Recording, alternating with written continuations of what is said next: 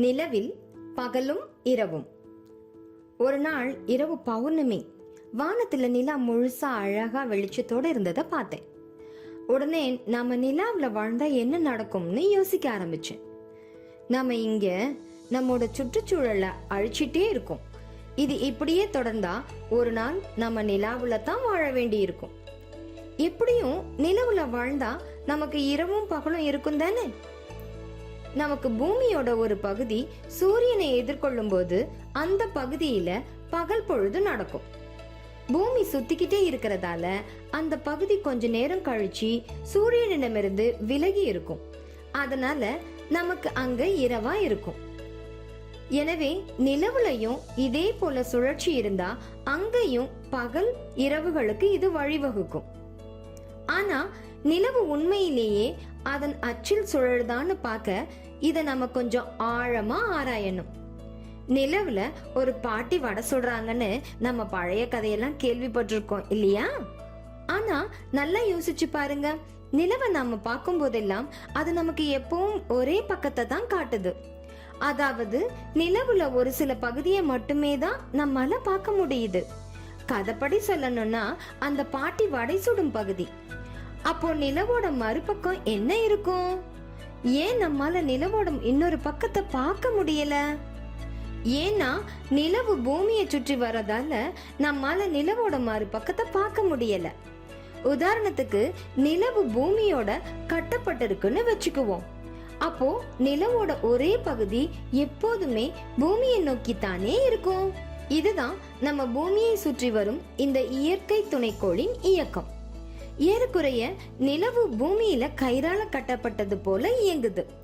நமக்கு நிலவு பூமியை சுத்தி வருதுன்னு தெளிவா தெரியுது. ஆனா அது இந்த இயக்கத்துல அதோட அச்சுல தான் சுழலுதுன்னு நீங்க நினைக்கிறீங்களா? ஆமா, அது அப்படித்தான் சுழலுது. நிலவோட இந்த வெள்ளை பகுதி வீடியோவுல உங்களை நோக்கி இருக்கிறத நல்லா கவனிங்க. அப்போ நிலவோட கரும்புள்ளிகள் அல்லது பள்ளங்கள் பூமியை நோக்கியே இருக்குது. எனவே பூமியிலிருந்து மக்கள் நிலவோட இந்த கருப்பு பள்ளங்களை தான் பார்க்க முடியும். நிலவு பூமியை சுற்றி பாதி தூரம் வந்தாலும் இந்த கரும்புள்ளிகள் பூமியை நோக்கி சுழல்வதை பார்க்கலாம். எனவே பூமியில இருக்கிற நாம நிலவோட உள்ள இந்த பள்ளங்களை மட்டுமே பார்க்க முடியும். அது மட்டும் இல்ல, நிலவோட இரண்டு பக்கத்துக்கான காரணம் அது பூமியோட சுற்றுவட்ட பாதையில செங்குத்தா சுத்துறது தான். அதாவது நிலவோட அச்சு பூமியோட சுற்றுவட்ட பாதையில 1.6 டிகிரி தான் சாஞ்சி இருக்கும்.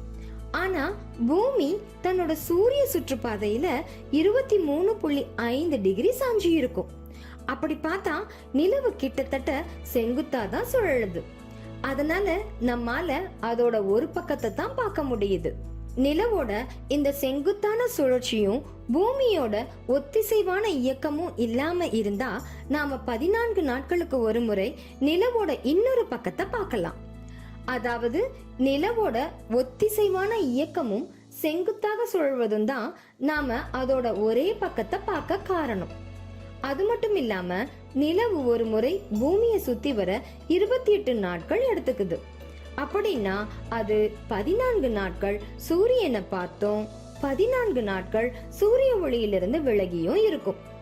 அப்போ நிலவுல பகலும் இரவும் 14 நாட்களுக்கு நீண்டு இருக்கும்.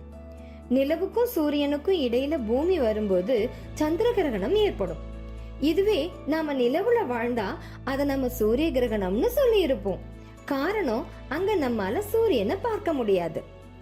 சரி, நமக்கு ஏன் 28 நாட்களுக்கு ஒரு முறை கிரகணம் இல்லைன்னு இன்னொரு வீடியோல பார்க்கலாம். இந்த வீடியோ உங்களுக்கு பிடிச்சிருக்கும்னு நம்புறோம். இந்த வீடியோவுல நாம நிலவுல பகலிரவு இருக்குதான்னு, ஏன் நிலவோட கரும்பக்கத்தை மட்டுமே நம்மால பார்க்க முடியுதுன்னு, நம்மால நிலவோட ஒரு பக்கத்தை மட்டும்தான் பார்க்க முடியும், இன்னொரு பக்கத்தை பார்க்க முடியாதுன்னு தெரிஞ்சுக்கிட்டோம். இந்த வீடியோல நிலவோட ஒரு பக்கத்தை மட்டும் நம்மால ஏன் பார்க்க முடியுதுன்னு பார்த்தோம். இது போல எல்லா கோள்களிலும் அதனை சுற்றும் துணைக்கோள்களின் ஒரு பக்கத்தினை தான் பார்க்க முடியுமான்னு தெரிஞ்சுக்கோங்க.